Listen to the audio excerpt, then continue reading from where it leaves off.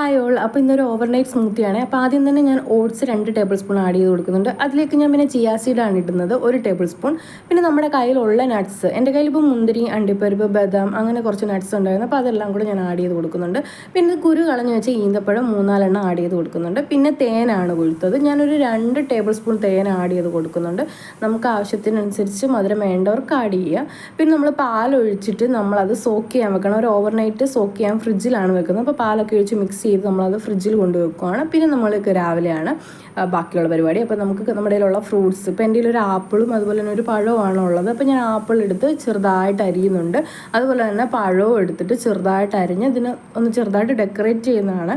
അപ്പോൾ നമ്മൾ ചെറുതായിട്ട് അരിയുന്നുണ്ട്. അപ്പോൾ നമ്മുടെ കയ്യിലുള്ള ഫ്രൂട്ട്സൊക്കെ നമുക്ക് ആഡ് ചെയ്ത് കൊടുക്കുക ഇതിനകത്ത്. ഇപ്പോൾ എൻ്റെ കയ്യിലുള്ള ഫ്രൂട്ട്സ് ഞാൻ ഇത് ആഡ് ചെയ്ത് കൊടുത്തിട്ട് നന്നായിട്ട് ഇത് ഇളക്കി യോജിപ്പിച്ചിട്ട് നമുക്ക് കഴിക്കാം. അപ്പോൾ നല്ല ഹെൽത്തി ആയിട്ടുള്ള ബ്രേക്ക്ഫാസ്റ്റ് ആണ്.